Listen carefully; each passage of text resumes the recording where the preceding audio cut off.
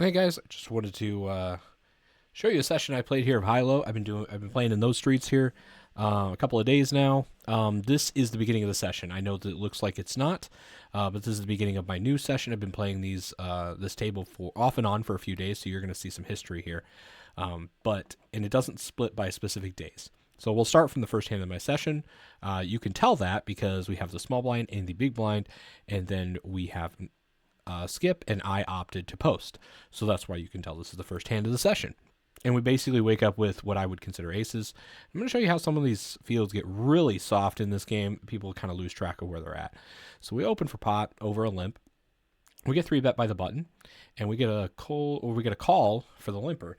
I think that our hand just is good enough to try to play for stacks. We have 4 to the wheel, and we are double suited.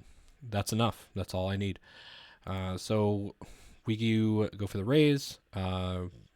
Agalas wants to commit stacks. We're fine with that. And we're going to see how soft this really is. So let's take a look at that. So the King, Jack, Jack 10 just shouldn't be in there. No low draws, often dominated entirely. He had, 60 bigs or something like that. So I'm not really going to fault him too much, but I think he's playing more PLO than he is high-low here. And this hand does not 3-bet pre. He does not have... The ace means almost nothing in terms of flush draws because he doesn't have a heart to go along with it. I don't really mind it if he has something like ace king 2-3 with the double suited. If he's got ace deuce of hearts and he has king 8, let's say king 3 of spades, and then a dangler that includes some of the straight draws, the Broadway straight draws, that I don't mind, or just another ace or king to go along with it. But this hand just isn't really that strong. He should have just called when I opened for pot and played in position on me, but here we are. And basically the hand plays itself. After we flop gin, we flop the basically uncounterfeitable low with the flush draw. We turn the kings to basically to second pair, and we just take it down. And we double through him and stack him. Legitimately the first hand of the session. So that was a good one. This one's a little bit wild. I think that with him having only 40 big blinds left, or 20 big blinds left, I think he was just going to play wide. And he snap opened, and I thought, okay, well, if we end up hitting a high and we can get him to commit his entire stack, I don't really mind it. Here, I just check, and he does bet something like, 6. I thought he's going to have enough ace deuce that's probably going to have to let this go. Something along those lines, some ace 4s. He gets counterfeited a lot on the ace, and then he no longer has a low, and he'd be way behind some of that. I'm actually surprised what we end up getting this with. I ended up raising to try to target some of the folds. He's going to have like jacks a lot less often. Every once in a while he's going to have aces. But I don't recommend this. I was playing exploitatively trying to get a stack, and he gets it in.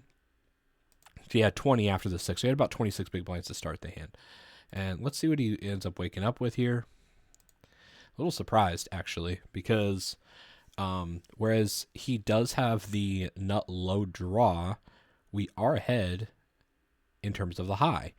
So kind of the best scenario that we can have for us. So let's go ahead and see how the run out goes. I'm pretty sure that he runs out the straight on us, and he does. So unfortunate, but that's okay.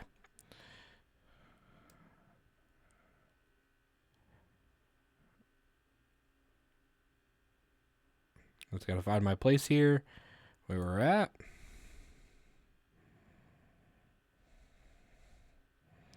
$13-2. This one's probably insignificant.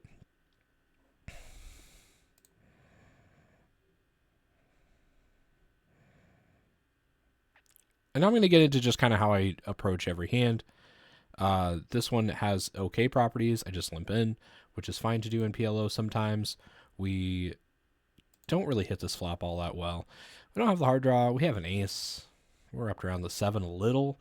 When the deuce turns, check, and not Not entirely sure where we want to go from here.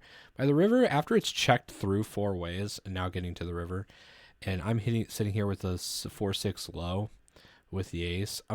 I guess I have aces up with the ace-8. So I have some showdown value, just not a lot. When he goes for full pot here, the short stack, I'm pretty sure that I just make the call. Yeah, and he's probably going to take down both sides. A little bit of loose call by me, for sure. Do we end up taking both or no? I think in the beginning of hand it showed that we chopped. Yeah, and that's going to happen sometimes, which is why I ended up making the call, because we do have some showdown value there. And this is where we do it. The very next hand we do end up stacking off and getting him for the remainder of his stack. So, suited ace with 3 to the wheel is good enough. Open it up, gets called. And I'm going to play this a little bit aggressive because we do have the jack-8. I think that we might check it, though. Nope. For this one, I don't really mind it a little too much. I'm getting raised by a lot of spade draws. But being the pre-flop aggressor, I can definitely have some of the queens. They're not going to show up here with 9-10 too often. 9-10 is not a very good hand. So you're worried about, like in Hold'em, they can just have 9-10. You're more worried about spades than you are 9-10. So we end up getting the fold after a call from our buddy. Now we have 3 pair, Jack 8-5, and we have the second nut low draw. So with all of that, I actually think that it's fine. Let's just see if we can get him to commit stacks. The reason I bet 7 there is because he actually doesn't have a whole lot behind. I want to try to get it in by the river. I was kind of hoping he would just raise me there. When the river comes out, that's the 4. I don't really see anything else other than to get it in with his remaining 27 bigs into 40. He's going to fold pretty often, miss spades.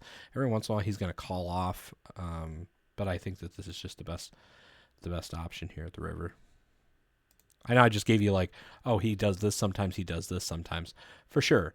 But he literally just called us here. He had flopped open-ended, no spade, and called us when he thought he could probably make either the straight or the low. Unfortunately, we had a better low draw than he did, so he ends up getting stacked here. That's a little bit fortunate when we played that hand. We don't always win, though. I want to preface that. Here we end up losing with ace a7-7.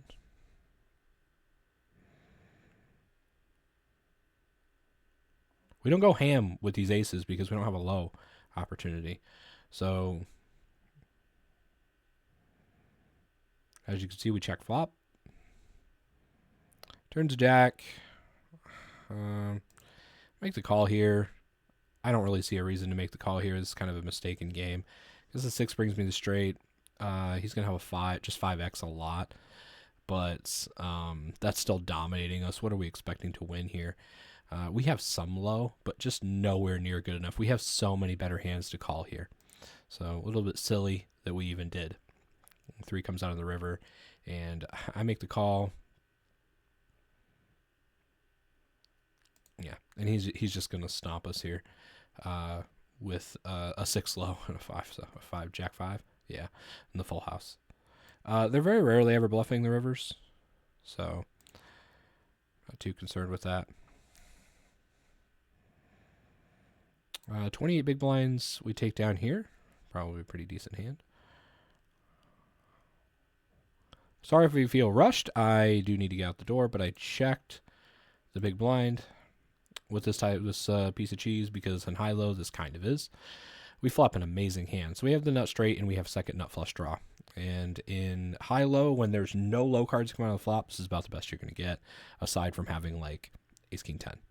But I decide to just go for pot.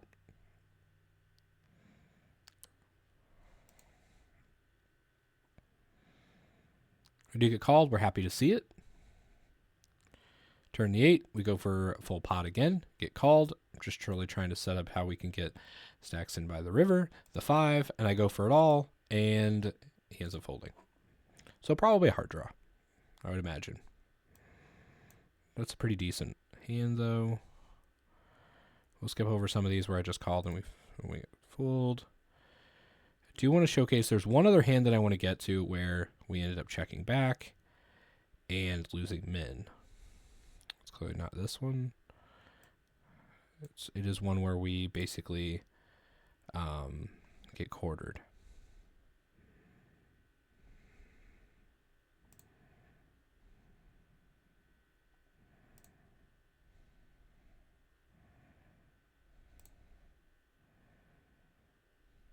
Here we are.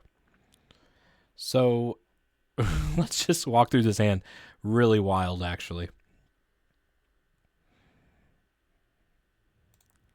So almost nobody 3-bets you, I've noticed, up into this point here. So I'm taking this hand double suited, and I'm just going to open it, and hopefully we don't get 3-bet and have to fold.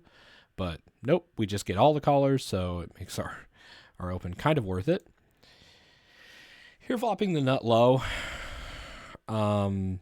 backdoor spades with a 7, which deduces the amount of 7x we're going to see. And we have an 8, or trip 7s. We also have an 8, so that reduces the amount of open-ended straight draws we're going to have.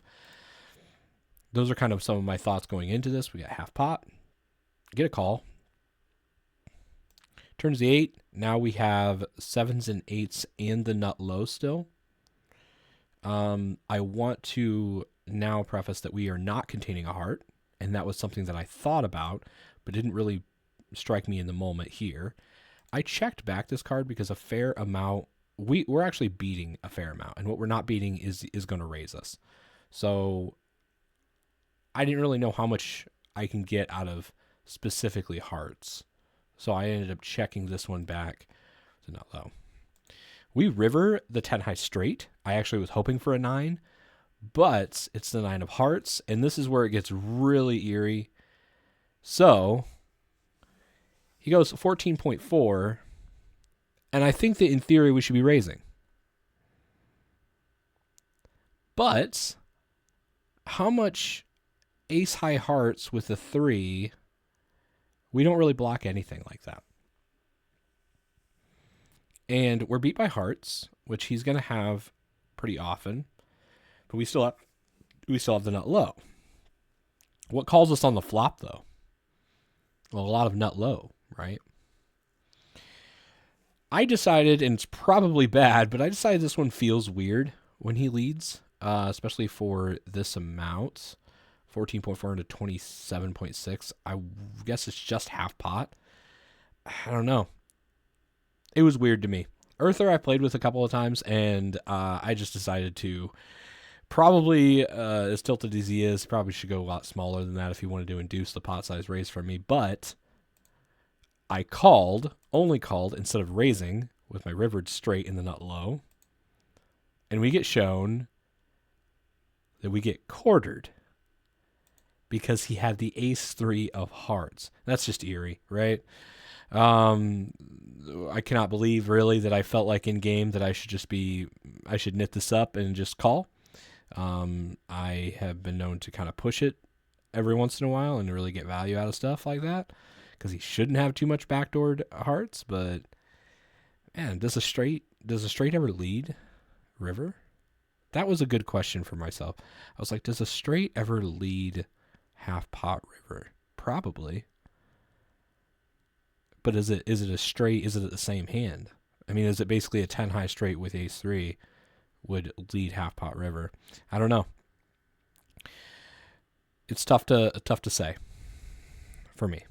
But anyway, we do end up that one down, and this one was a beautiful hand where we were just happy to see that the bot fly is going to play this wide.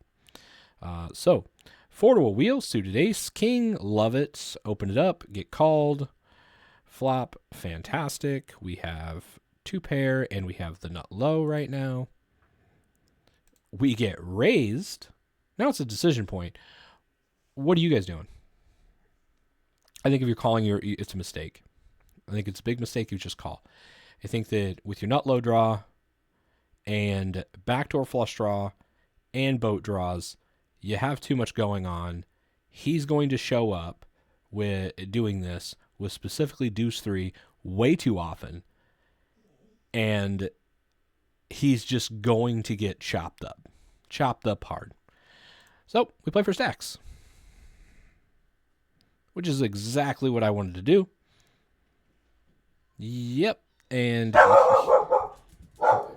ignore my dog because he's a moron.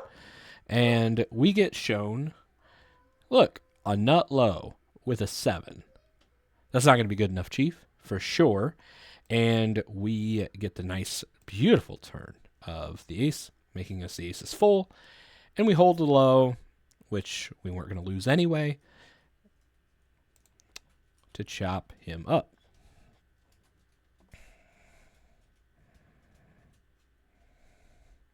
After this hand, I don't really stick around too much longer. Just basically some small pots we played. Just some examples of what we would like. We would probably just fold all these pre. Yeah, I mean, the reason that I wanted to show this one is because I folded this specifically because I don't have the ace high flush draw. And I think that and I don't have any nut low draws. I have ace 4, and ace deuce and ace 3 are better than that. And then I don't have a way to make the nut club flush. So I just dumped this hand pre. I didn't even think about it. And that's some discipline that you guys are going to learn in high-low, that sometimes you just want to fold some of these hands. And that's fine. There's nothing wrong with it. Anyway, I have to get going. I have a dinner with my brother. So hope you guys enjoyed that session as much as I did. And I've been crushing in high-low. We've taken our $25 investment roughly on ACR, and we ended up hitting close to 50, but then these last week or so, we've ramped it up, and we're now across the $100 mark. So doing well. All right. We'll keep running good. See everybody later.